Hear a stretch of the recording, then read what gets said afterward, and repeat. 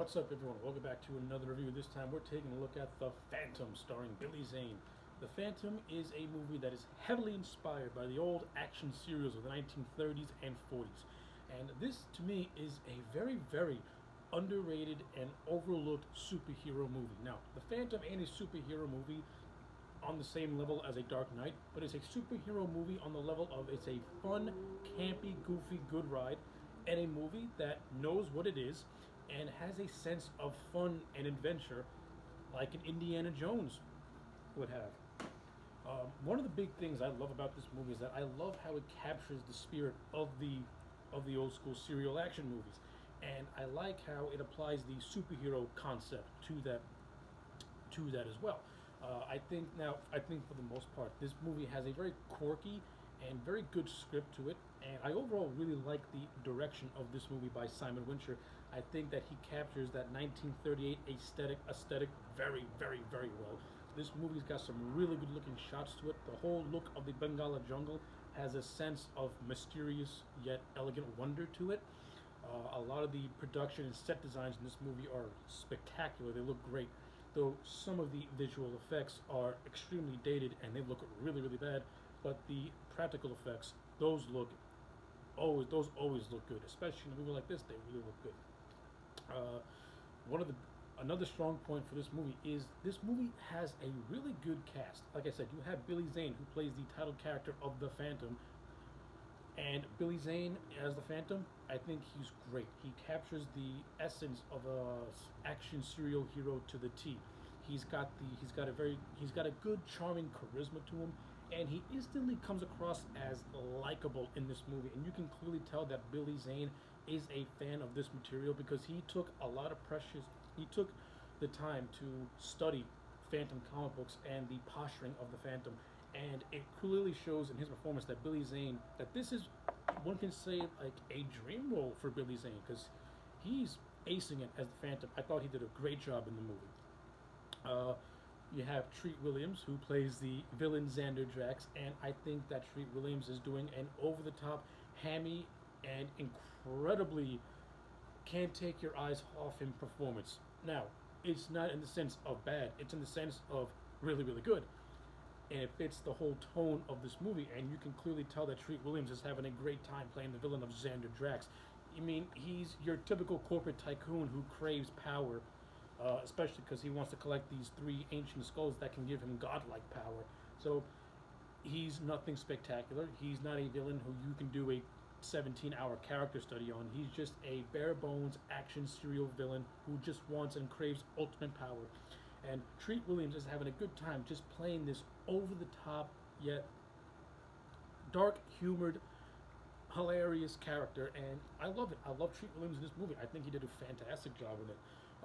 You have James Remire, who plays the henchman Quill, and I like how the Quill and Phantom characters have a history to one another because it was Quill who had killed a Phantom who ended up being Kit Walker, who was this Phantom's father. So I like how there's a rivalry between the Phantom and Quill that pretty much goes out through the course of the movie. In addition to the A plot, which Zack's wanted to collect these three skulls to get his ultimate power. So I like how these two storylines are intertwined with one another, and they're actually really and it never seems out of place, and it makes a lot of sense since the Quill character already has an association with Drax. It doesn't seem like convoluted to me. It seems it has like a nice flow to it. Christy Swanson is in this movie. She plays the love interest. I think Swanson does a good job in the acting department, though I think there are a lot of instances where her acting come across really, really flat, and the romance between her character and the Kit Walker character is completely underdeveloped in a way. It's like we don't really get enough time to see a romance bloom with them, in my opinion, because we mostly see her character with the Phantom, and it's pretty much her falling in love with the Phantom. And when she sees Kit Walker come back for the first time, it's like, there's a history there. I would have liked to have seen that get more developed so that I can care more about it. Other than that, it's fine. And Kirsty Swanson does a good job with the material with what she's able to work with. Uh, Catherine Zeta-Jones in this movie as a female henchwoman who's working for Drax. I think Zeta-Jones is fine. This movie has this rivalry that goes on with the Christy Swanson character and Zaya Jones's character, and then in the climax they instantly join forces. Comes out of left field, whatever.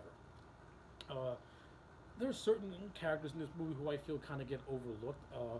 Now the whole thing is that they want to get these skulls, but one of the skulls is in the possession of the Zhang Brotherhood, and this brotherhood is prevalent throughout the entire movie, and the lead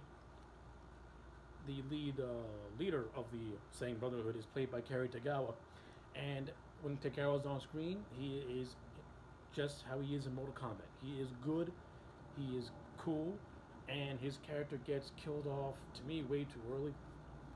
I would like to see more of his character in the movie. Maybe seeing things from his point of view because it kind of comes across as a cameo and just like another villain for the Phantom Fate before he gets to the ultimate boss. I mean, look, for the serialized tone and spirit this movie is going for, I get it, but because I am a fan of Terry Tagawa, and I think and the Zhang Brotherhood does play a big role in this movie, and Terry Tagawa's character is the leader of the Zhang Brotherhood. I would like to see more of him. But this movie does have some other good things to it. It's got some good comedic bits to it.